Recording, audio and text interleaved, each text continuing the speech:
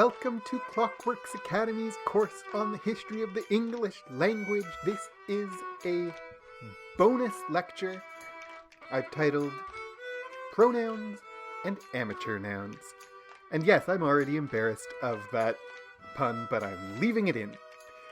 This, as I said, is a bonus class. It is a part of a longer course, an 8-week course on the history of the English language taught at Clockworks Academy by me, Dr. Paul Moffat.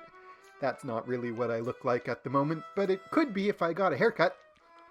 This particular class, as I said, is a bonus. It is part of the 8-week course. You could call this a 9th week, although I'm releasing it before the 8-week course starts. This class today is focused entirely on pronouns, on the history of pronouns, especially on the history of pronouns. The course doesn't focus on one part of speech at a time. It's going to go chronologically backwards. It's going to start in the present and go backwards into the past.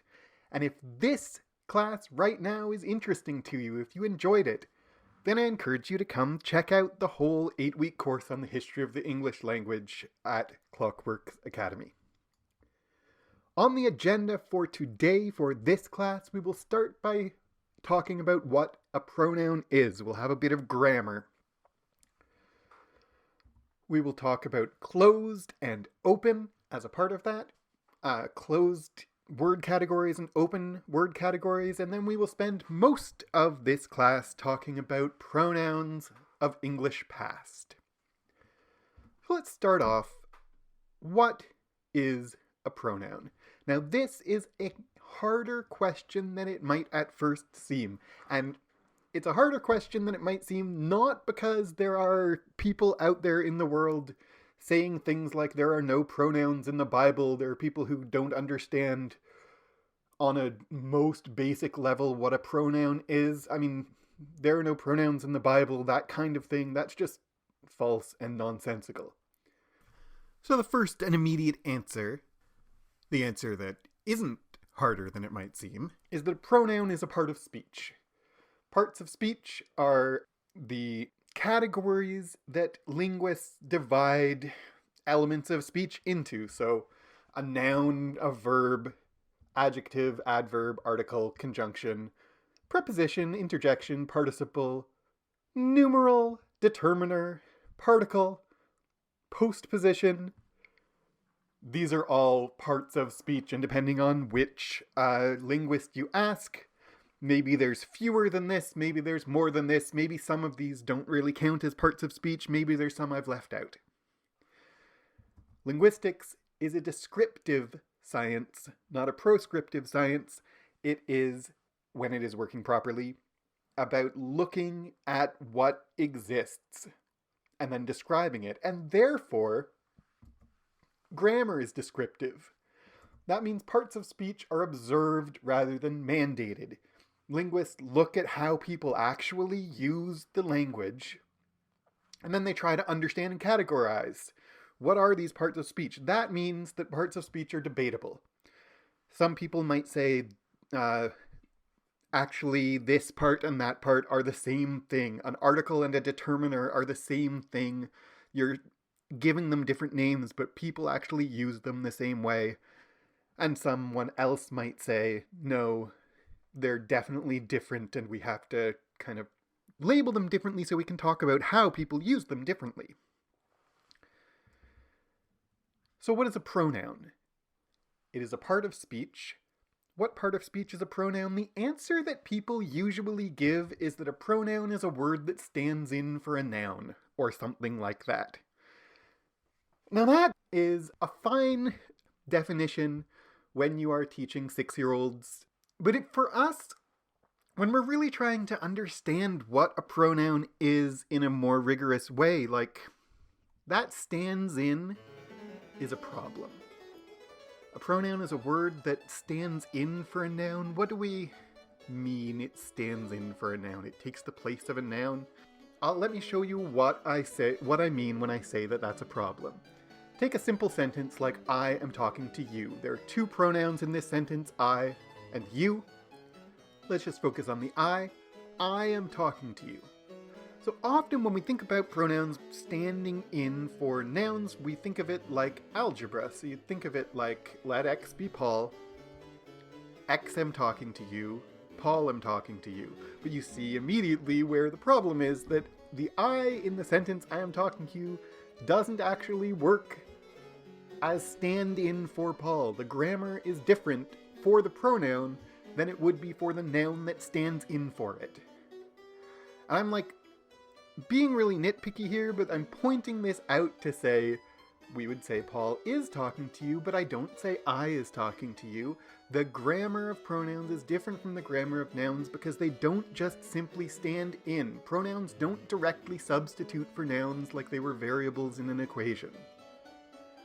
And then, once we start thinking about it actually, this idea of standing in, like, isn't Paul already a specific label standing in for the general pronoun, the general person, the person speaking? Like, I give it a specific label, but Paul, that label that is my name, is standing in for this person who is sitting in this chair talking right now, and I say Paul because that's shorter than describing the person.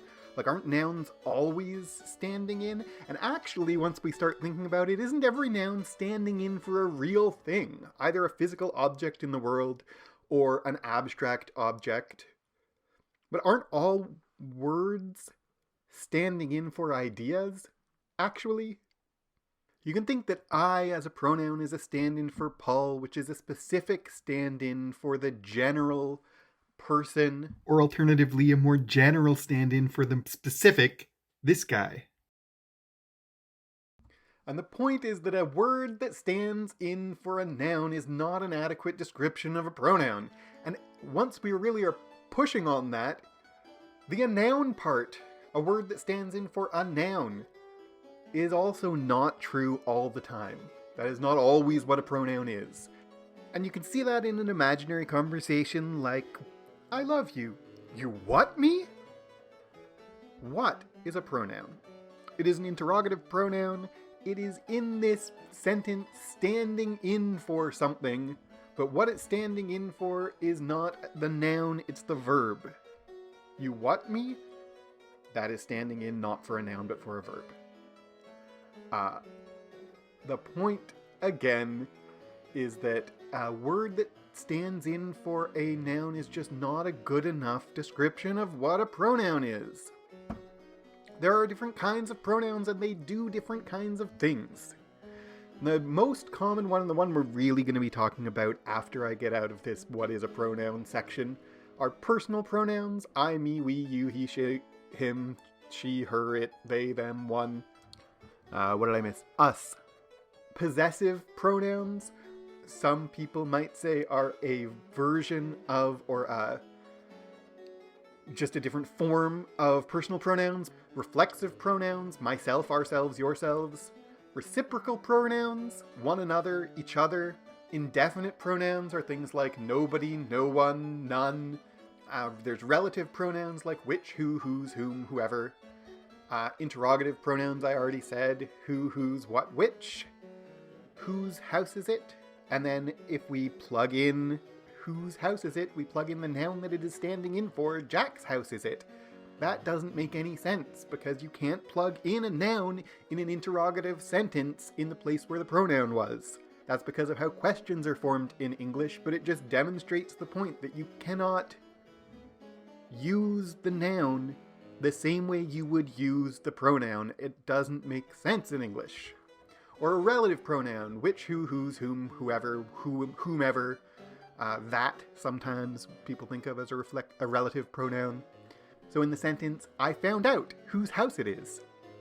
There is no noun you can plug in to where that whose is to make this sentence make sense. Relative pronouns do not stand in for nouns in any direct or clear way. I found out Jack's house it is. I found out it is Jack's house. You have to change the sentence to replace the pronoun with a noun. A pronoun is not a word that stands in for a noun. That just isn't what a pronoun is. It feels like that's what a pronoun is, but actually it is more complicated than that because English is more complicated than that. And maybe what we can say instead of this, like when it comes to describing what a pronoun is in a way that will apply to every pronoun in every instance, I think we can say that pronouns are functional rather than semantic. And I think of this as like, if you are making a very fancy cake, the kind of one that is carved in a shape and it looks like a dragon or something, there are parts, if you're really, really good, you make the entire thing out of cake. If you're less good but still great, you make most of it out of cake, but then there's some parts that are like plate or whatever to hold it up into the shape that it's in. So whether the inside parts are made out of plate or cake or toothpick or whatever, the icing, the decoration, the shape of it, that's semantic. That's the meaning of the cake. It looks like a dragon, it's made out of chocolate cake, it has icing, all of that is part of what the cake is. The function, like, I have to have a rod of sugar in the middle or the front of the dragon's gonna fall off. That is functional. That's not there because it's pretty. That's not there because it is delicious. If you're really amazing, you can make those parts pretty and delicious, but you don't have to, because they're not there to be pretty or delicious. They're there so that the whole thing doesn't fall apart. In language, we have words that are semantic. Words that have meaning. That they depend on every sentence, on the context, on the utterance, who's talking and when and where and to whom and why. Those are the semantic meanings. And when I said, I am talking to you, talking is semantic. I can't just plop anything else in there. It's part of what the meaning of the sentence is. Functional words, you have to have functional words to make sentences work, to make those semantic parts fit together. And pronouns aren't semantic. They don't have meaning of their own. They're functional, and an example of that is, like, I found out whose house it is. That whose has a functional purpose. It tells people hearing the sentence, there is information here, but it doesn't tell them what it is. I would have to have a noun to tell them whose house it actually is. So the sentence, I've found out whose house it is, has semantic words in a found and house, and it has functional words, I and whose. And those function words don't have any meaning unless they come from somewhere else, from the context or from another sentence. So pronouns are functional rather than semantic. Articles are functional rather than semantic. Articles like the or a. And determiners are functional rather than semantic. That, this. Those are functional words. Conjunctions are functional. And, or, but. Functional rather than semantic. The other thing we could say, I think, about pronouns is that they're very general. And that maybe is an extremely vague and general itself thing for me to say.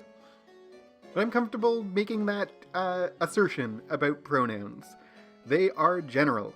You use a pronoun, it might in a different sentence refer to all kinds of things. They are, by design, vague and general and not specific. In comparison to nouns and verbs that are always specific, that always refer to one thing in a particular sentence or in a particular utterance, and that one thing might be a category of things or a kind of thing or a group of things or whatever, but they're specific.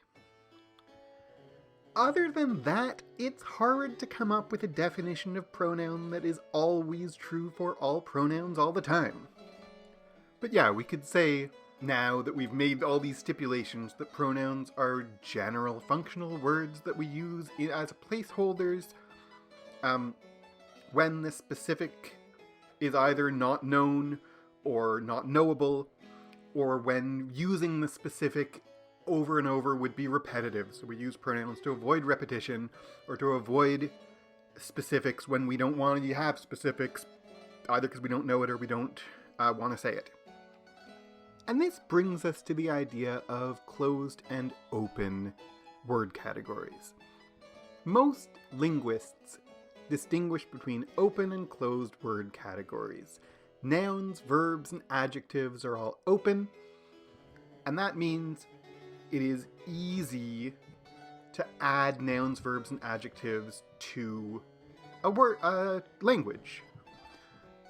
You can imbrelate a word through makeification, and it's very spreen, and people will understand what those words mean by context.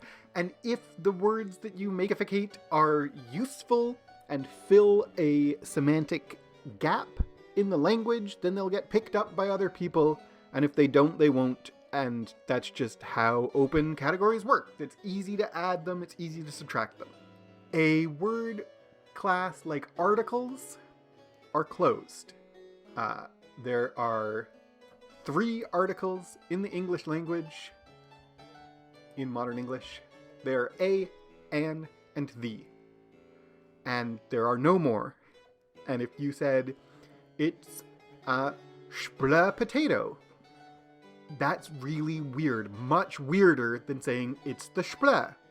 Because I would understand what sple means from context, but I don't need a new word for the or a, because those articles do their job perfectly well. They're instantly comprehensible. Most people don't even think about them because they're function words, not semantic words, and it's a closed category. No, sometimes people would say no is an article. There are no potatoes. Closed word classes resist expansion. It is very hard for a language to add a new article. And when I say it's very hard, it means that they happen slowly over a long period of time. And only for, compared to an open class, which I could just, if I invent a new thing, then I have a new word for that thing, and it can happen in a day. There wasn't a word for this, and now there is, and people start using it because it is useful. Function words generally are closed in English. Generally. Whereas semantic words are generally open in English.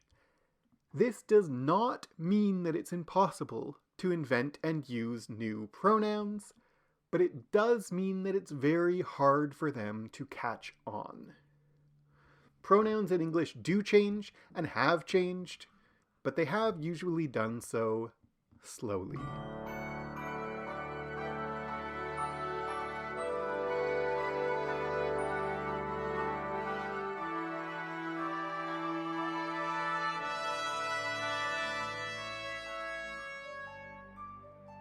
So let's look at some of those examples of how pronouns in English have changed. Let's think and talk about some of the pronouns of English past. For this class today, I am just focusing on personal pronouns because they are the ones that people are most interested in, and also because they are the ones that are contentious. There's, in this year, in this century, in this decade, in this year, there is political contention about the use of personal pronouns. No one cares about the use of reflexive pronouns. Maybe they will. Of relative pronouns. Maybe they will one day. But I'm going to focus on personal pronouns because they're the ones that people care about. And also because if I tried to talk about every single kind of pronoun, this would be a 6-hour long class, and I'm aiming for about 1 hour. So the personal pronouns in English are I, me, we, us, you, he, him, she, her, it, they, them, and one. And let's start with one.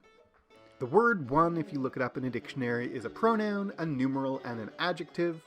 We care about it as a pronoun, but a numeral as in the number one, and an adjective as in there is one potato. Why am I always thinking of potatoes? I don't know. That's the word that I used, and so apparently my brain is sticking with it. So, in the sense of there is one potato, or I am counting to one, neither of those are pronouns. But when you use it as a pronoun, as in one must always choose one's words carefully, it is a general pronoun that is applied in modern English to an unknown or general person. It comes to us in English from the Old English on, and on in Old English is also the source in modern English of un, the article that I talked about a little while ago. We have 3 articles, or maybe 4 articles, depending on whether you count no as an article in English. One of them is un, another one is a, and a in modern English is just exactly the same word as un. It's just the N drops off, and it drops off in cases of, like, you talk about a newt. That's a interesting little example that is a tangent, but the English word newt once upon a time was the English word oot, and you talked about a newt, and people lost where the N is supposed to be and put it in the wrong place. But anyway, on is the same word as one. They come from the same root word. Ultimately, they come from an Proto-Indo-European root word, oino. And we'll see lots of Proto-Indo-European in today's class, and in the whole course we will eventually get to Proto-Indo-European, so this is a little glimpse. Proto-Indo-European, always rewrite it down with that little asterisk in front. It is a reconstructed language, so there is no written example of anyone writing or talking in Proto-Indo-European, but linguists look at what modern languages are, and they look going backwards, and they make educated guesses of what the root was. One comes from a Proto-Indo-European root, oino. That's the same Proto-Indo-European root that leads down to the Latin word unus, which also leads to the French un. It is also the root in English of the word ounce and the word inch. Those are both ultimately derived from the same root word that gives us one. Also, while I'm going off on tangents, why don't I continue to go on tangents? One is also the less obscurely easier to see. One is the root of the word only in English. Only is onely. And it is pronounced weird. The word one is pronounced weird in English. It is pronounced as if it was spelled one. And in fact, before English spelling was standardized, sometimes people did spell it with a W, W-O-N or W-U-N. Here is an original edition of the 1526 Gospel translated into English by William Tyndale. I'm showing you the original because usually editors just change the spelling so that people will understand what they're talking about in modern editions, but you can see here the text here says that Jesus taught as one who had authority, and that W-O, the little dash over the O, shows that it's abbreviated because they did that too, but that W at the front as one who had authority. So one, spelled very weird when you start to notice. Why is there an E at the end and why isn't there a W at the beginning? Because it's own, really. We just pronounce it weird because we're pronouncing it with a 14th century West Country accent. This one we see used as a pronoun. Places like here in 1390 or so, John Merck says, "When one hath done a sin, look he lie not long therein." So there, that is one being used as if it is a pronoun, and or 1385, Chaucer says, "They wen and all be love if un be hoot." Or in other words, when one is hot in love, when one is feeling amorous, they all know about love. When and is no. So they all know of love if one is hot in love. You see Chaucer using they and one kind of loosely. Technically, we would say grammatically the they here is plural, and the one is an individual in that generic they. In English, one starts to become a general generic pronoun by analogy following the French usage soon after French becomes a widespread language in English, which is around the 11th century or 12th century. So in modern French, their pronoun on is grammatically a generic, differentiate, unspecified person. In colloquial French, we almost always use on as we. So, on va aller au magasin. We're going to go to the store. Technically, that means one is going to go, like the general one is going to go to the store. But in colloquial French, almost always they say on instead of nous for any group of us. In the 12th century, though, on is the general person, a generally defined the general person in French. It comes to French from Latin homo, and homo comes to Latin ultimately from the Proto-Indo-European gmo, something like that. Nobody knows how to pronounce Proto-Indo-European, it's just guesses. And that Proto-Indo-European gmo comes from another Proto-Indo-European word, or is related to another Proto-Indo-European, gem. And that gem means earth. So gemo in Proto-Indo-European literally is earthling, earth dweller. That's their word for a human. That gem for earth is also where we get our English word humble. So that hum in humble is the same as the hum in homo, the Latin, or in French. And it's also the hum in exhume. If you're digging something up out of the ground, you're exhuming it, you're taking it out of the ground. That hum ultimately goes back to zgem, which is the related to the root for homo, meaning human in Latin. So homo in Latin means earthling. One in English, I said, became the generic pronoun for a person in the general. One must tie one's shoes. But there was an earlier English pronoun that served that purpose, and the earlier English pronoun that served that purpose was man.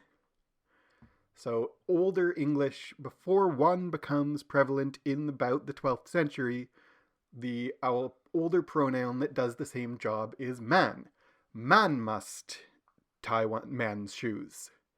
And just like homo means earthling, and in older Latin, homo is a general human, it is not gendered. In older English, man is a general person, it is not gendered. In Latin, vir means a male man, not a male man, but a man who human who is male. And in English, depending on the region of English, where or Carl are the words for a male person. So man is a person, and you might call a male person would be a Carl man, and a female person would be a whiff man, which is where we get woman, which is why there's a man in the word woman. I'm getting off of track of pronouns, but the point that I'm driving at is that an, influenced by on in French, made one replace man in English. An is from the Latin homo, which led to one replacing man, which means the same thing as homo. One is also homo, as in homogeneous or homosexual. That means one. So the English word one means the same thing as the Greek word homo, but the Latin homo and the Greek homo are not related to each other. Latin homo meaning human in a word such as homo sapiens is not related to Greek homo meaning one in a word such as homosexual or homogeneous. I just am like, that is hard to follow because it is wild that one replaced man in English is like one version of, it's like Latin homo replacing Greek homo, and it's just a coincidence, and that is wild. On the topic of one replacing man in Old English, or men in Old English, often that vowel, they both get used for the singular, general, generic person. And Chaucer, who I showed earlier saying one, also uses man. I bad man should me my couch make. From the Legend of Good Women. That men, that does not mean plural male humans, it means somebody. I wish someone would make me my couch or my bed. Also, William Caxton, in his translation of the Aesop's Fables around 1484, or not around, published in 1484, men must put himself at the upper side of him. Men is singular here, and it means one. One must put oneself, or one must put himself here. Or in about the 1400s in Les Beaux d'Esquenu, written maybe by Thomas Chester, we don't know exactly who wrote it. He was all colours that man may see of flowers between midsummer and May. Man here is a generic pronoun, all colours that one may see. And Chester is using it as a pronoun, not as a noun. Sometimes we'll even see that spelled may, just to confuse us more. So sometimes in older English, like this poem by John Audley from about 1426, to do as thou wouldst may did by they. That may is not a first person personal pronoun, it is a generic third person pronoun. To do as you would one did to you. This isn't me, it's a spelling of man in the sense of the general pronoun in Old English before it is fully replaced by one. And I say fully replaced by one, I mean people still sometimes say man, meaning generic people, but it's generally not understood as a pronoun anymore. So that crosses one off the list. Let's look now at it. It is another personal pronoun, and when we say personal pronouns, we don't necessarily, that personal is a little confusing, is a little misleading, because personal pronouns don't have to refer to persons. You can use a personal pronoun, as you know from your life, for a cat, or a ship, or anything that we grammatically are treating as if it has some kind of ability to act, really, to be the subject of a sentence. You can use a personal pronoun for. But it in English comes from the Old English hit. You just put an H on the front of it. And like one or the archaic man, it is gender neutral. Unlike one or the archaic man, it usually is specific. So one refers to a general one. It refers to a specific thing that doesn't have a gender attached to it. Usually it is impersonal, but not always. So usually it is a gender-neutral, specific, impersonal pronoun for something that is impersonal or inanimate. So you would call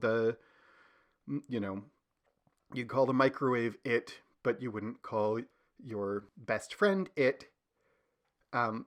In older English, the H sometimes is there and sometimes isn't when we write it down. So we would say something like, we heard the clatter of the vase as it fell. You're talking about the vase. It's a pronoun that is referring to the vase. In 1766, it perches and builds in the trees. We're talking about a heron. And this is a heron whose gender is unknown or unspecified, because this is a zoology book, and Thomas Pennant, writing this zoology book, doesn't want to differentiate between male herons and female herons, and so he says it. And elsewhere in this book, when Pennant is talking about a male animal, he'll say he, and when he's talking about a female animal, he'll say she, and when he's talking about an animal whose gender is unknown or unimportant, he'll say it. In 1250 or so, in Middle English, we're writing about a horse. And the anonymous writer says, a horse is stronger than a man, a horse is stronger than a man. Ac for hit non wit ne can, hit beareth on ruga great sems. A horse is stronger than a man, although it doesn't have any knowledge or wit or intelligence. It can carry heavy things on its back. That hit refers to something with agency that is an animal. And here it's an animal, again, that, like, we don't care whether we're talking about a stallion or a mare. So hit is just fine. We also see hit being used for impersonal things. Hit was over den stan getrimmed. It was built on stone. This is from the West Saxon Gospels, Luke 6:48. This is a parable of the house built on the rock. So the house, is built on stone, and therefore it doesn't fall, unlike the house built on sand. It is usually impersonal or inanimate, but not always. So here in 1682, Mary Rowlandson, the narrative of the captivity and restoration of Mrs. Mary Rowlandson, she's talking about being captive, and she says that they carried her poor wounded babe upon a horse. It went moaning all along, I shall die, I shall die. And the it here is the babe, the wounded babe. And the two things are, like, it is a baby that Mary Rowlandson calls it, old enough to be talking. So how old is this kid? From elsewhere in the book, it's probably about 5 years old. And this book by Rowlandson, like, has major problems with it in terms of, like, dehumanizing people.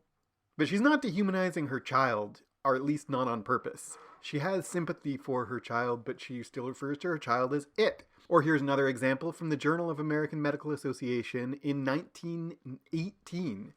Identify and segregate the infected school child before it has an opportunity to make a number of contacts. It is an infected school child. It was once commonplace and not insulting, or at least not intended to be insulting, to refer to a child as it. Especially young children. But, like, young children, that does not mean tiny babies. In Old English, hit is a gender-neutral pronoun.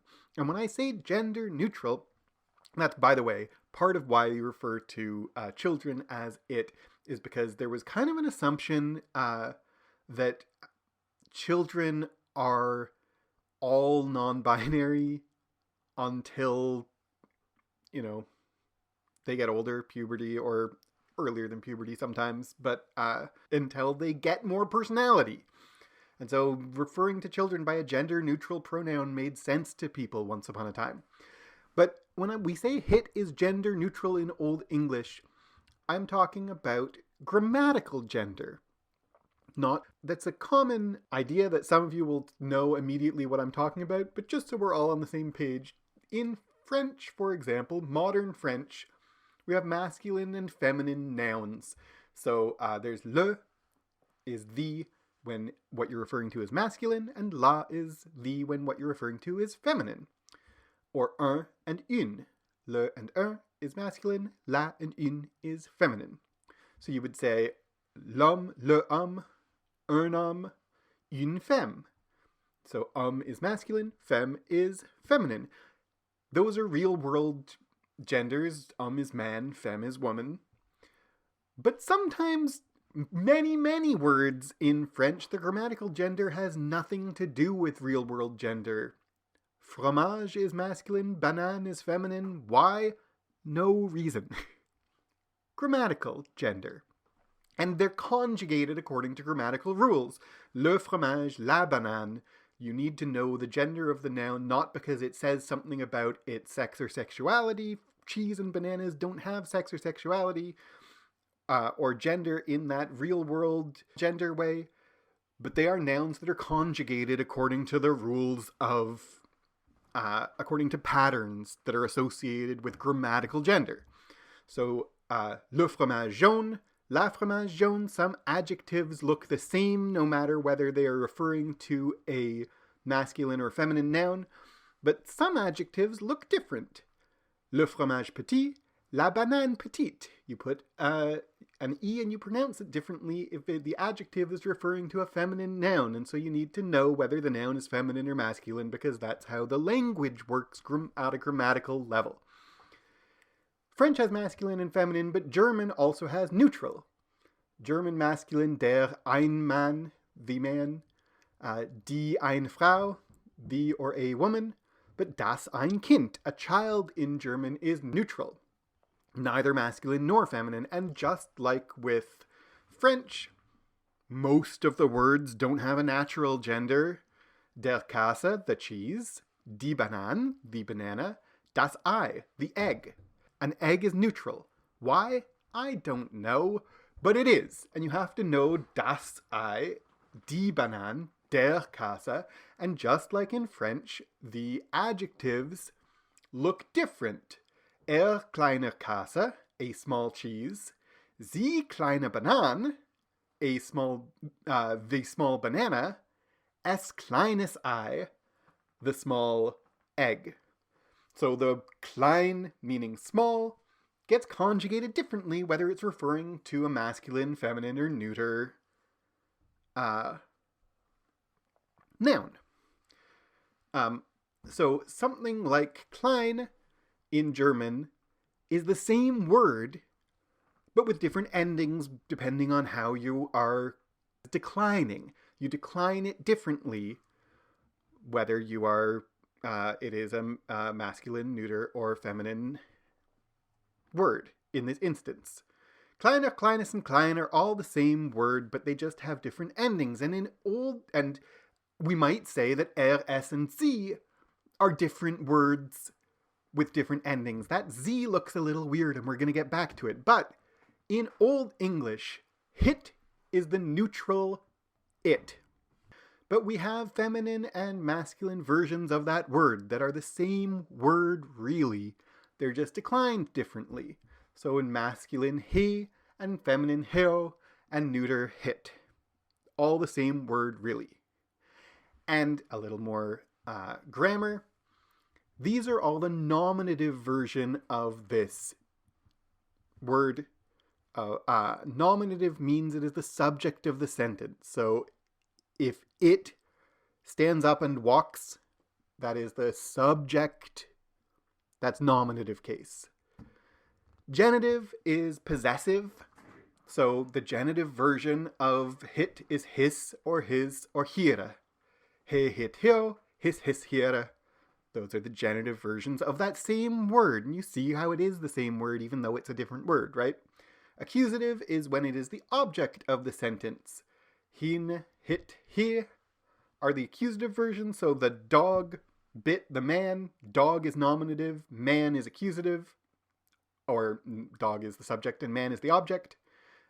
So in Old English, you would say, he bit hin. It bit it. It bit it. And you can tell where in the sentence and what the grammatical purpose is depending on how you conjugate the words or how you decline the words. And then there's dative. Him, hira is dative. Dative is the indirect object. You can also see in this little chart that in Old English, masculine and neuter genitive are the same as each other. They're both his. Masculine and neuter dative are the same as each other. They're both him. And feminine genitive and dative are the same as each other. They're both hira. And neuter, accusative, and nominative are the same as each other. They're just both hit. So we can look at this. We see those are all versions of the same word. And just to be clear what nominative, accusative, dative, genitive is pretty easy for us because modern English still has a possessive case. You say the dog's bone. That apostrophe S is marking the possessive. That's the same thing. But if I take a sentence like, my dad gave my son to my brother. Imagine I have a little baby and my dad hands him to my brother. Nominative is my dad. It's the subject of the giving. My son is accusative because it is what my dad is giving or who my dad is giving. My brother is dative because it's who my dad is giving my son to. So we can say, my dad gave my son to my brother, nominative, accusative, dative.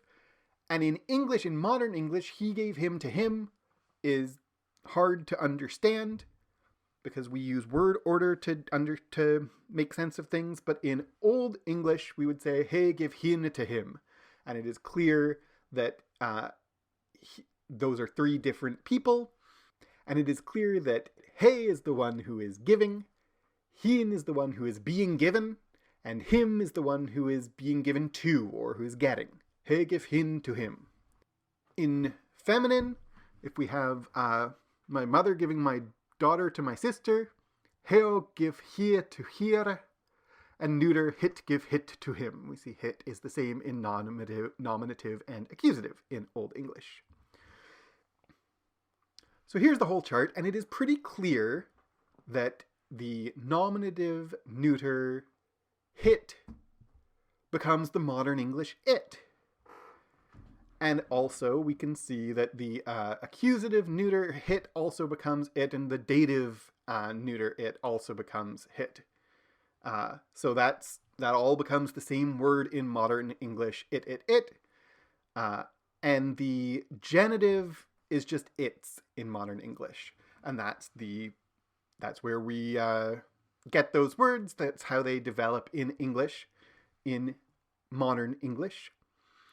And the versions in modern English of these other declensions of this same word, he becomes he, hin becomes him, dative becomes him, and the genitive becomes his, which it already was. The genitive his becomes his. So masculine, he, him, his, him. Neuter, it, it's it. Feminine, here becomes her. Dative, here also becomes her. And the accusative, he becomes her. You can see that as Old English turns into modern English, the dative and accusative always collapse. The dative disappears from Middle English, so that by the time we're in modern English, there's no dative anymore. There's subjective, there's objective, and there's possessive. And objective is like accusative and dative smushed together. Sometimes we call objective the oblique case. It's the anything that isn't subjective or possessive. So modern English, he, him, his, it, its, he'll, her. Now in this chart, he'll I haven't addressed, because the he'll turns into she in modern English. And all the other ones are pretty clear. It's pretty obvious how hit becomes it, how here becomes her, how he becomes he, how him becomes him, his becomes his, but where does she come from? That does not seem to make obvious sense, how he becomes she in the same way. We've talked about one, we talked about it. Just now, I'm crossed off her, him, and he. That's what I was doing right now, but she, we have not dealt with. How does Heo become she? And the real answer is we don't know. There are two major theories. They could both be partly right. One of them is that our modern English she comes from a Middle English who. Who, spelled usually H-O-O, sometimes without the H. We see it in dialect, in regional English even today. So this book by Rachel Knappett, 1946, isn't today, but A Pullet on Midden is written in dialect. It's written in a Kentish dialect. Yon's his daughter, what bikes every day past thy house, works in Black's shop. That's not a good Kentish accent, I don't know why I tried, but the ooh there is she. She works in Black's shop. We still might hear it sometimes in a Kentish dialect, who, for the third person feminine pronoun that in standard English is she. And earlier in about 1387, Piers Plowman, written by William Langland, he uses who as a third person feminine pronoun. Go to the gospel, quoth she, said she. But he says who. He spells it U-E. And in Sir Gawain and the Green Knight, written about 1348. Then came who of her closet with mony clare birds, who was the fairest in fell of flesh and of lyre. She, then came she out of her closet. She was the fairest. Those whose are third person feminine pronouns. And a little earlier, we have this heo that we expect, and that heo, we can see how heo becomes who, and we can sort of see how who might become she. So this theory is that heo becomes who, and who becomes who, and that becomes he, and that we add the she. A more common theory that more people subscribe to is that heo comes from a different place entirely. Think about, I showed you Old English. We have he, hit, heo are the nominative versions of the third person pronouns. We'll take hit right out because we've already dealt with it. We don't care about it right now for this conversation that I'm having right now. And instead, I'm going to add the plural, he. So masculine singular he, feminine heo, plural he. Hit is in there too, but we're not going to focus on it. So over time, as the pronunciation changed, that he, heo, he started to merge together. And it started to be harder and harder to differentiate. So that they were he, heo, he, but they sounded like he, he, he. He, he, he, he, ho, he, he, he. Stop making sounds into the microphone, Paul. Okay, I'm sorry. So the theory is a pretty convincing theory that over time, most people couldn't hear or pronounce the difference, and all the third person pronouns except it. Hit turned into it. But masculine, feminine, and plural for any gender all sound like he. And that starts to be hard to differentiate. We'll talk about the plural more because remember this, we'll come back to the plural, but the theory is that there became a need in English for a third-person feminine pronoun that wasn't he. So we could tell the difference. And if you remember that he, hit, heo are third-person pronouns, but remember whether in the French, le and la are gendered articles. The can be can be masculine or feminine in French. Le and la are French articles. In German, sie are the articles, the for masculine, feminine, and neuter.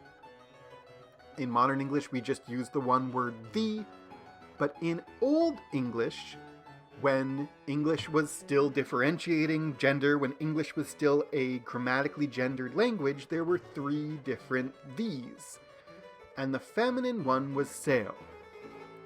So in Old English, seo is the feminine article. And the theory then is that seo replaces heo when heo starts to sound too much like he. And so we get, it's like we started saying the person instead of her as the word, and it creeps in and takes over, and that's where we get she from.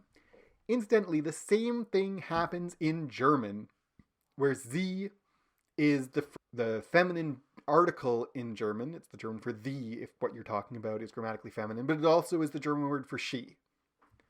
So the same thing happens in German. Feminine the and she are the same word. So heo becomes who, but heo and seo together merge into she. And those are the 2 third-person feminine pronouns in English for a while, and who eventually becomes just a regional one, and she becomes the standard one. We can see that in Geoffrey Chaucer's Canterbury Tales, written around 1387. Chaucer talks about the wife of Bath. A good wife there was of beside Bath, but she was some deal deaf, and that was scath. Scath is bad. She was deaf, and that was a shame.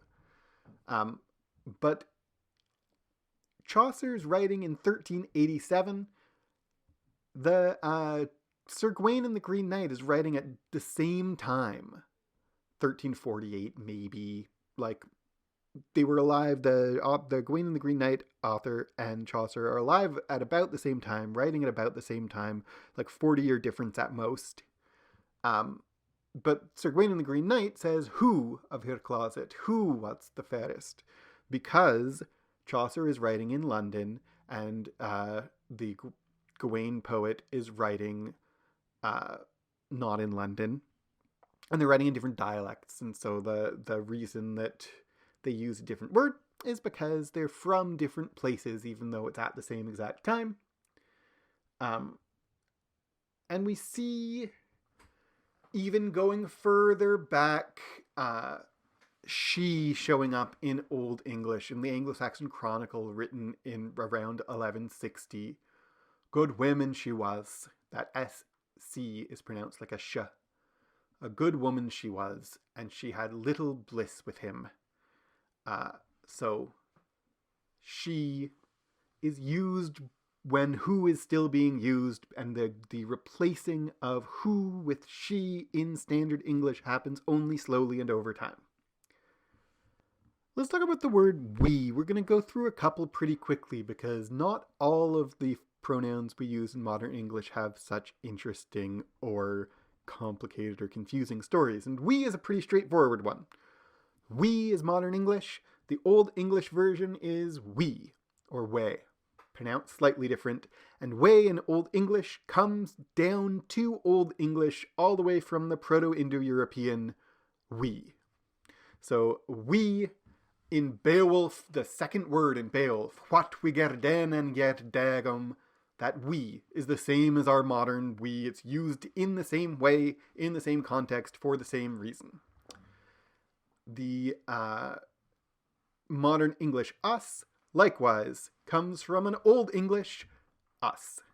And the Old English us comes, if you go far back enough, it ultimately comes from a Proto-European ness. And that ness also leads by a different track down to the Latin nos. So that's where we get in Romance languages, no, notre, no, all the us words that start with N. In English, we lost the N at some point, but us goes back to nos. They're cognate, and way back in Old English, people were already writing us and using it exactly the way that we do today. Me, similar story. Me in modern English comes back to the Old English me, which itself comes back to the Proto-Indo-European me, or however you pronounce that. And if you follow a different track, that same word leads down to the Latin me, spelled the same way, pronounced a little bit differently, and that leads to the modern French and Italian and Spanish, sometimes spelled with an I, but the modern Romance languages use the same word in the same way, in the same context. I is a little bit more complicated, but not that much more complicated. I in modern English comes from the Middle English ick or itch, depending on the dialect. And that ick or itch in Middle English goes back to the Old English ick or itch, likewise, depending on the dialect and who's writing it down. And that ick in Old English, ick in Old English, goes back to Proto-Indo-European egg, which goes on a different track down to Latin ego, and ego descends in Latin, different Romance languages and different versions of Latin through time. The G drops and it's eo, which leads to yo, the Spanish yo, or to the jo, which leads to je, the French je. So je and I are actually cognate. They come from the same root word, and it's this ego in Proto-Indo-European. And one of the things about the I that's kind of interesting is that the C, the ick, starts to drop away around the time that Chaucer is writing in the 14th century. So we see Chaucer here in the Canterbury Tales and the Miller's Tale. He has the Miller's Tale, and said, Iwis, But if ich have me will, for derne love of thele man I spill. We have that I, that is I just like our current I. But in the very same sentence, he also says ich. That is also a first person pronoun. Ich and I in this sentence mean the exact same thing. Also, this little sentence is interesting because the scribes in Middle English started to capitalize an I. We aren't entirely sure why, but it seems like because it was just one little letter all on its own, it felt and looked weird if it was just one letter. It looked like a typo. So they capitalized it to make it clear that it wasn't a typo, and that's why English has its idiosyncratic capitalizing of the first person personal pronoun. It's not because I is the most important person. It's because it's one letter all on its own, and English did not capitalize the I's when it was still ich. And even in this sentence, that's a first person personal pronoun that's not capitalized. It's not capitalized in the manuscript, but I is capitalized so that it doesn't look like it's a typo. There is confusion in English. This is one of the things that native English speakers are most likely to be uncertain about in speaking their language. The use of this pronoun is important to me. It's important to me and you, or it's important to you and me. In polite English, we usually put the first person second because we don't want to seem like we are too important. Or is it important to you and I? Lots of people say it's important to you and I.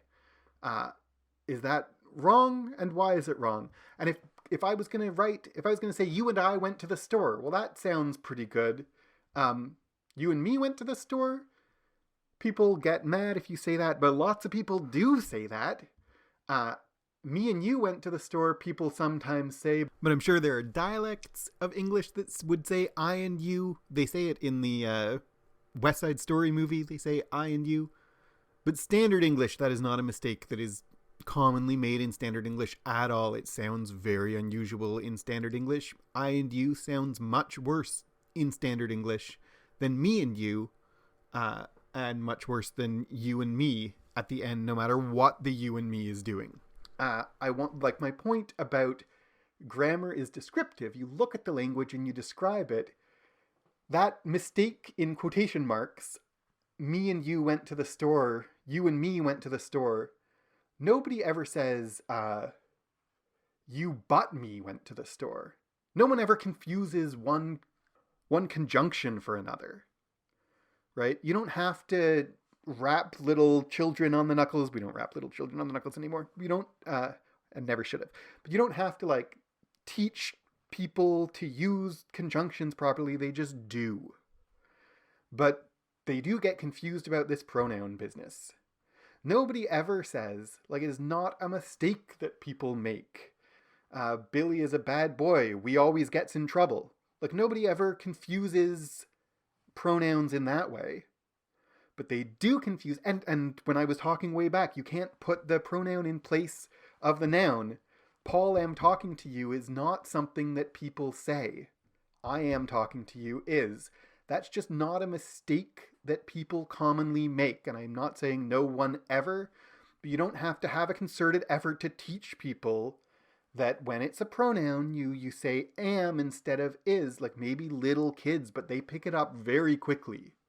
Whereas this you and me, you and I and you, I and me, there are rules there that people just understand, and they are not exactly the same as the rules that people are taught. And when I say just understand, I mean you hear English and you internalize the rules of how it is actually used in practice, and those rules of how it is actually used in practice are not exactly the same as the grammatical rules that prescriptivists teach you as what you are supposed to do. Here's another example of this I and me. Do you say it is me or do you say it is I? Because grammatically, if we're going to be strict, you should say it is I, but nobody does. You sound really pretentious if you say it is I. You say it's me. We have evidence of people doing this wrong as early as 1500 and wrong again in huge quotation marks. In the early English carols, about 1500, when he and me brought us in shete, of all his will I him late. He and me, that should be he and I, but it isn't. Or Shakespeare uses it wrong. All debts are cleared between you and I. That should be between you and me. William, don't you even know how to speak English? But the truth is, the reason why this starts to appear around 1500 is it starts to appear, this mixing up of I and you, of I and me and where it goes, starts to appear as soon as English loses the case declensions. So as soon as people speaking English don't have any reason to care whether it is nominative or accusative or dative, they start to mess this up. In practice, the first person personal pronoun in English is me, almost always, except when it is the subject that directly precedes the verb. So you say, I am walking because, or I walk, because the verb is walk and it comes right before it. But if you're going to put something in between I and Billy walk, that sounds really weird, and it sounds better to say me and Billy walk than to say I and Billy walk. And we flip the order, we say Billy and I walk. Okay, that's okay because the I comes directly before the verb. But if the verb isn't directly before, who walks to the store? Me and Billy. Because me is the first person personal pronoun in English, except where it directly precedes the verb almost all the time in practice. Now, I'm not saying, I am pedantic about it, and I use I and me quote unquote correctly all the time because that's just the kind of person that I am, that I internalize those rules when I was taught them. And but there's no, like, don't get mad at people if they put me in the wrong place, quote unquote wrong, because actually it's part of how the rules of English really work. So we've talked about I and me. Let's talk about you. You, the modern English pronoun you, comes to us from the Middle English pronoun thou, sort of. In Middle English, the second person pronoun is thou, and in Old English, it's thou, that letter. You've seen it before in today's class, but that little, what looks like a mashup of a B and a P is called a thorn, and it makes a th sound. So Old English thou, that comes from the Proto-Indo-European tu, which is also where we get French tu, which is the second person pronoun in French. So modern English uses you both as subjective and objective, singular and plural. It's the only word we have for a second person pronoun. But Middle English differentiated when it was plural subjective. So you would say, ye are going when you are talking about many people going, and I'm going to give it to you. You would still say you when you're talking about many people receiving it, if they're not the ones doing it. In Middle English, the plural subjective pronoun was ye. Ye must go is plural you. Lots of you are going, ye are going. And in Middle English, the singular wasn't you, it was thou. Thou art happy is the subjective you, and I will give it to thee is the objective thee, the objective you. And in Middle English, especially early Middle English, the objective plural of the second pronoun is you with an E at the front, but it's pronounced a lot like you currently. So it's pronounced like you. Sometimes it's spelled like this, but it's you. And actually the ye is sometimes spelled with this letter, which is called yog. Same thing, ye. That's just pronounced ye. So plural second person pronouns in Middle English are ye and you. The singular second person pronouns are thou and thee. In later Middle English, it is all you. That the turns into you by late Middle English, and it completely takes, you is just the only pronoun we have in Standard Modern English. If we go further back than Middle English and we go to Old English, the Old English singular pronouns are thou, thou, and thee. We can see that those are the same as what they are in Middle English. And in Old English, the accusative and dative are the same for second person pronouns. And the plural ones are ye and you. That ye is sometimes spelt with a ye or sometimes with a yog, but in any case, it's pronounced pretty close to ye, no matter how it is spelt. Now, in Proto-Indo-European, the nominative singular second-person pronoun is ti, and the accusative is te, and the plural nominative is jus, and the accusative is was. With the dative is a little different, te and was, and actually, if we're going to be really picky, there's differences of whether you are using the pronoun they have things where you use the pronoun at the beginning of a word or at the end of the word and it's pronounced a little differently, and it is a little different. But here are the Proto-Indo-European second person pronouns. You can see, I hope, my point is that these ti and te look different even in Proto-Indo-European from the you and wa. The wa, the you, we can speculate that even further back from Proto-Indo-European, there was a root that was the same. And you can see that there's the t second person pronouns and there's the you second person pronouns. And they're not the same as each other. There's the singular second person and the plural second person. And they are conjugated or declined. But also they seem like they come from different places, and we think that they do. T and y aren't the same sounds because they come from different roots. In other words, thou and you have different roots from each other. Thou comes into, say, the root that leads to thou comes in French to tu, and the root that leads to you comes in French to vous. Thou and you, ti and vous, ti and jus. And that leads me to, I'm coming up with all this French because tu and vous in French are two different second person pronouns. Vous is plural, but vous is also in French currently, as it was in 12th century, 11th century French. Vous is plural, but it is also polite.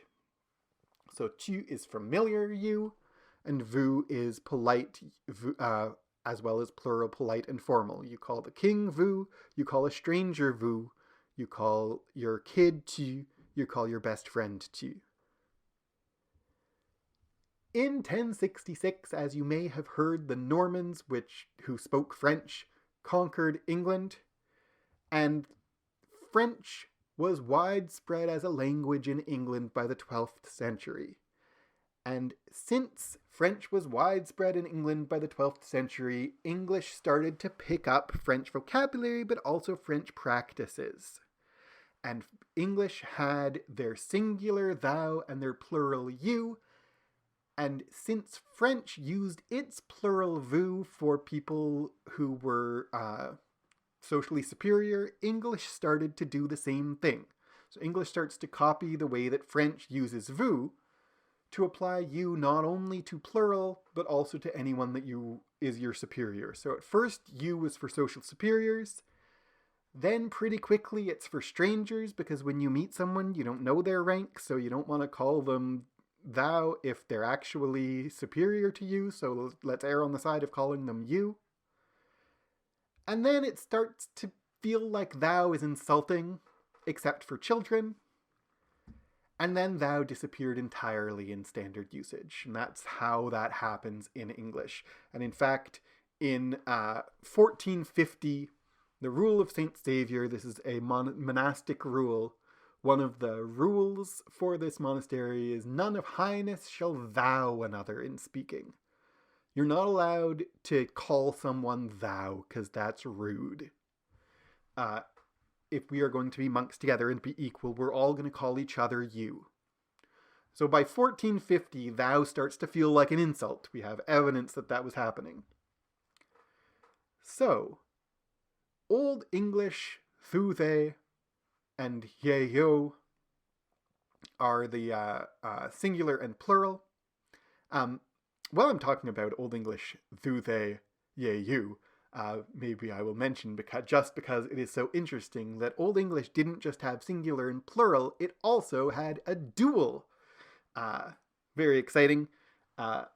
So you would talk about thou if you're talking to one person, you would talk about ye if you're talking to three, but yit or git is two people. A dual case, that's pretty neat. Dual case disappears from Old English well before the Middle English period. It's just kind of a neat little thing in Old English. So we've dealt with you.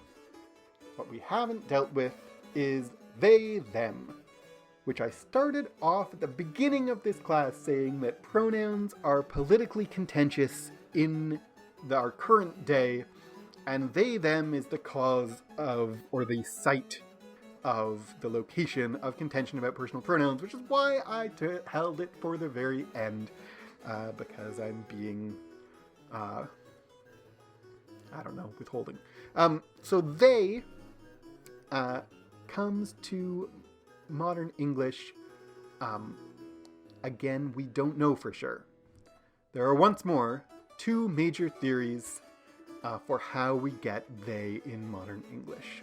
And let me take you through that again. Remember this old chart, hey, hit, heo. These are all the third person singular pronouns in Old English. Notice how they all start with H. In Old English, the plural third person pronoun was the same for masculine, feminine, or neuter. They didn't differentiate it when it came to plural. And the Old English plural third person pronouns are he, hira, him. You can see some of them are repeated. The accusative French is the same. The accusative feminine is the same as the accusative plural. The dative masculine and neuter is the same as the dative plural. But he, hira, him. Those are the Old English plural third person pronouns. How do we get from that to they? These all start with H. They are H sounds, not T sounds, not TH sounds. And we know from the way that languages develop, or the way that sounds develop, nothing is completely impossible, but people don't go from an H sound to a TH sound. They go from a T sound to a TH sound, but not from an H sound to... we just don't see evidence of that happening in how languages develop. Remember I talked about the influence of French on English? Well, French is not the only language that has an influence on English. French has a big influence on Middle English, but in the Old English period, Norse, Old Norse, which is a Scandinavian language, has a lot of influence. So the Old Norse third person plural pronouns are thou, thera, them, thou. And that starts to sound a little familiar. And so one of the theories of where English gets they from is that we pick up the pronoun from Old Norse. In fact, this is by far the standard theory. It's what, if you look up in a dictionary, the kind of dictionary that gives you etymological background, they'll just tell you that this is true. They probably won't even tell you there is another theory. So in Middle English, we start to see dative disappears again, or dative collapses into accusative in Middle English. So I just dash it out. But we see heu, he, but also theo, the in Middle English. Accusative, we see his, heo for Middle English plural third person, but we also see them, though. Heora, her, as genitive third person plurals, but we also see there. And the theory is that those H ones come from the Old English and the TH ones come from the Old Norse, and over time the H ones disappear. So maybe English borrowed they from Old Norse. There were definitely a lot of Old Norse speakers in English throughout the Old and Middle English period. There's certainly plenty of Scandinavian influence on English. The problem with this theory, which was very popular for a very long time, is that it is really, really weird for one language to borrow pronouns from another. Remember, I said pronouns are usually considered a closed class, and we do not usually see languages borrowing closed class words from each other. It's possible, but it's very unusual. It would be a weird thing for English to do, to start using Old Norse pronouns. We can take dative out. We don't care about dative. It collapses to accusative. Oh, the other problem with this is if we take a look at this, look at the, we'll leave out Old English for the moment. Look at these Old Norse to Middle English. There to there, that looks straightforward. Like, that's simple and easy. Great. I see how that happens. There in Old Norse, there in Middle English, there in Modern English, their piano, straight line, great, wonderful. Them to them, great, also, that's wonderful. But what about this slash? We also see in Middle English, though. How do you get from them to though? That's also not a progression we would expect to see. So, where does that come from? It doesn't come from he, and it doesn't come obviously from them, maybe, but it seems a bit of a stretch. And likewise, the Old Norse nominative thou comes to the Middle English thou, great. Thou to theo seems good, seems obvious. But the other spelling or the other use in Middle English is they. And thou to they is a little harder to see. Not totally impossible, but it's not as clear a link. And they, that Middle English that's in bold right now, that's the one that we get our modern they from, not the thou. So how do we get from thou to they? It's not as straightforward a link as it might at first seem, just because the th sound is there. Well, one possible answer is, again, like we did with she. Here's the little chart for Old English personal pronouns. Here's the chart for Old English demonstrative pronouns. And look at that feminine sail. I showed you that already, but I didn't show you the whole chart. Because the nominative is say, and the feminine is sail, but all the other ones start with a th. And I said we don't generally see a movement in languages from a h to a th, but we do see from a s to a th. And if you make that sound in your mouth, you can see why. H to th isn't natural, but s to th is natural. It's just a tiny movement of your tongue. So maybe the Old English demonstrative pronoun tha, tha, thara turns into the Middle English. Now we see tha to tho. That is much clearer than the Old Norse one. And tha to them actually isn't that hard to see either. So tha could have led to both them and tho. Or we have the demonstrative Old English pronoun sometime is tham. Well, tham to them is easy. The Old English demonstrative pronoun is tha, and we can see how that leads to tha theo, tha they. Those are both easy to see, and also they follow the patterns that we see in other words in other languages. So maybe rather than borrowing from Old Norse, the demonstrative pronoun shifted into a personal pronoun here as we think it did on the word she. Whatever the reason why, though, by 1350, we see both being used right next to each other. So then they say in Jesu Christ, the disciples saw Jesus Christ in the same form that they saw him previously. And that the and heo go back and forth for a little while, but they had replaced heo completely by about 1400. And they becomes our third person plural pronoun in English. But I just said, so they becomes the third person plural pronoun. They is always plural, right? This is like the reason why people are upset right now, because they're mad that modern people are trying to use they as singular when they has always been plural in English, right? Well, no, they has not always been singular in English. Ian, if we go way back to the Old English personal and demonstrative pronouns I showed you before, look at all these things in bold that start with a they. Singular, nominative, neuter, demonstrative pronoun is that, this, them. So that dative, neuter pronoun in Old English already sounds like them.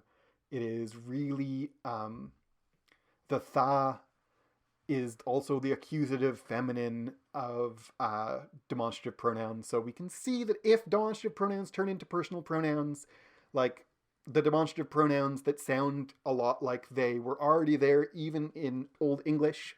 And in Middle English, in Old English too, but especially in Middle English, we see they used as a general singular pronoun. The first clear use of they as a general singular pronoun in Middle English, unambiguously general singular pronoun, grammatically used as if it's singular, is in the poem William of Pallern from about 1350. William of Pallern is a werewolf story, and actually I talk about it a bit. I really talk about the French version in the Medieval Werewolves course at Clockworks Academy. You should come take that course and read Guillaume de Pallern with me, and we'll read the werewolf story. But the Middle English version is the first clear use in English of they as a singular pronoun, and it's from 1350. Hastily ha each wicht till they ne no so nigh. Quickly every person went until they were so close. So this is a singular, grammatically singular they in 1350. And they is used as a singular pronoun for a specific person whose gender is immediately unknown or unstated, really early also. At least 1450. If thou shall love the person first, I read, thou prove whether that they be false or laid. If you want to love a person, find out whether they are false or true. This isn't general they in the way that each person they came. This is a specific person, but it's a specific person that the writer doesn't know whether they're masculine or feminine pronouns, so they say they, because that's what you use when you aren't sure. Either the writer doesn't know, or the writer doesn't want to say, or the writer isn't sure. Those uses of they are attested for a really long time. And when I was a kid, or when I was in high school, sometimes people argued about whether it's okay to say when a person is reading an essay, they must know, because they didn't like the they being singular. But that was just misunderstanding, because they has been used as a singular pronoun for a really long time, and also language is defined by use. However, only recently has the word they been used for a singular individual whose gender is known to the speaker, but who doesn't correspond to traditional gender categories as marked by he or she or her. That is a new usage. You could argue about that, but it's pretty clearly a new usage of they. The past 5 years or so, 5, maybe 10 years. I could look it up in the OAT, but I didn't. But I did, actually, but I didn't write it down. However, it being used as a new version of a new usage of a word that was already used in a pretty similar way is neither unprecedented in English, nor is it anything to get upset about on a grammatical level. Like, if you hate non-binary people, that's not a grammar problem, right? On a grammar level, they having a slightly new meaning, a slightly new usage, is extremely not a problem. And I'm going to just bring up this example of you and thou, which we talked about already, because when you starts to get used in a new way, people were upset. Some people. And they dug in their heels, and some people said, we can't do this. And one famous example of people who said, thou is singular, stop using you as a singular second-person pronoun, thou is singular, you is plural, was George Fox, who was the founder of the Quakers. And Quakers still sometimes say thou and thee because George Fox really was convinced that you is a plural pronoun. And he says in 1660, is he not a novice and unmannerly and an idiot and a fool that speaks you to one, which is not to be spoken to a singular but to many? In other words, George Fox in 1660 was upset about this newfangled singular you. And I'm bringing this up to make an analogy, obviously, that George Fox discovered. You can't force it. Language changes. If you try to force it, it will not take. You cannot dig in your heels like it just doesn't work. Which brings me to, let's talk a little about other non-standard personal pronouns in English, because the Quakers still say thee and thou sometimes, because George Fox couldn't force it on standard English, but he could make a community of his own that used it in an idiosyncratic way. And there are dialects of English that use pronouns in idiosyncratic ways, regional or non-regional communities that use pronouns in different ways. So let me just quickly go through some of them. This is obviously not an exhaustive list, but it's a representative one. So, a is the first-person personal pronoun used in some Scots dialects. Mine, you might hear in English dialects in England, that is, for my, so mine mother, rather than my mother. Y'all and yous are second-person plural pronouns. They started as regional. Yous is still very regional, but I experience y'all as a widely accepted, if still technically non-standard, second-person plural pronoun. Ye is widely used in Newfoundland, which is where I live. People say ye as a second-person plural pronoun. Ye must go out. That means you all, and it's also used in some dialects in England. Year, spelled like that for the possessive second-person pronoun, your. Thee and thou I already covered. It's Quakers still use thee and thou sometimes, but also some dialects in England, especially both in the south and the north, but not central. Who I already talked about as a Kentish pronoun for third-person feminine, and hem is also sometimes used as a pronoun for the third-person plural. You see in especially England dialects, us used sometimes as a singular first-person pronoun in the context of something like give us a kiss. That us is a singular. And in the same way, we sometimes see we used as a first-person singular pronoun in the sense of like, went to the soccer match and then we spilled beer all over ourselves. That we is singular sometimes, especially in certain English dialects. Alloy is a Caribbean first-person plural. You can see where it comes from, all of we, but it gets used just as a single first-person plural throughout the Caribbean sometimes. Thon, they, here, col, and they are all proposed third-person plural pronouns. All of these invented by individuals for a particular purpose, all the purpose being that they thought that English needed a gender-neutral third-person pronoun and didn't have one. And if all of these are interesting, but the one I really want to focus on for now is they, because it has just a fascinating history, which is that it was invented in 1864 in a periodical called the Ladies' Repository and Gatherings of the West, a monthly periodical devoted to literature and religion published by the Methodist Episcopal Church. I'm going to read a little bit of that proposal because it is just interesting, which is, it was a letter, like a response to letters, and the editor said, "The suggestion of your correspondent Philologus respecting the poverty of our language and its need of an epicene pronoun." An epicene pronoun means gender neutral. Epicene, it means grammatically neutral in gender.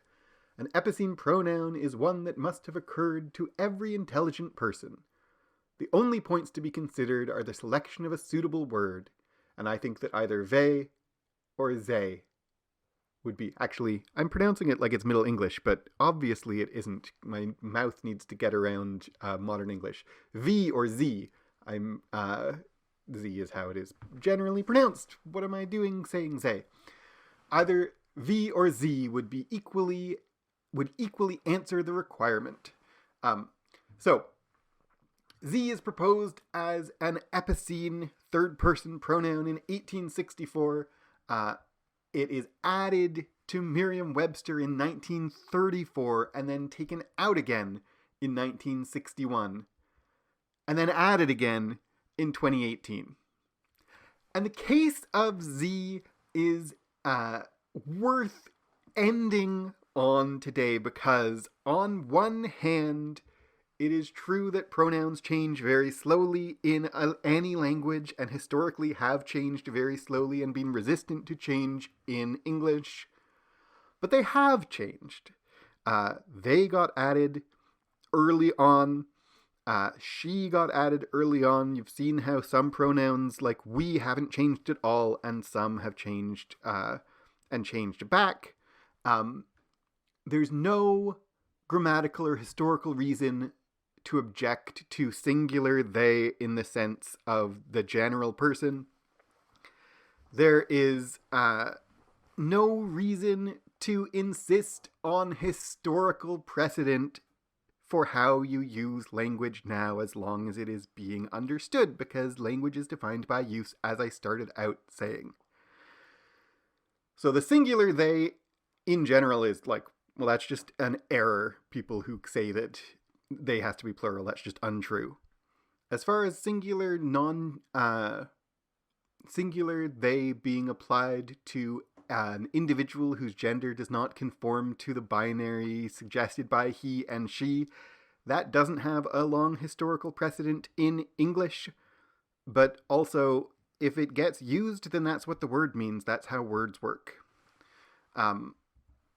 Language is defined by use, and calling people what they want to be called is just common courtesy. Thank you for joining me in this special class. If you found any of that interesting and you would like to do a more systematic 8-week look at the history of English, we will start with the present and move backward. So we will end with Proto-Indo-European and Old English. Come join me for an 8-week history. You can register for that at clockworksacademy.com and find out when the next time it is happening will be. I would love to see you in that course. If you want to talk to me about any of the things that I've said today, you can email me, paul@clockworksacademy.com, or you can find me on Twitter at Dr. Moffat. I have been Dr. Paul Moffat. Thank you very much for joining me. Goodbye.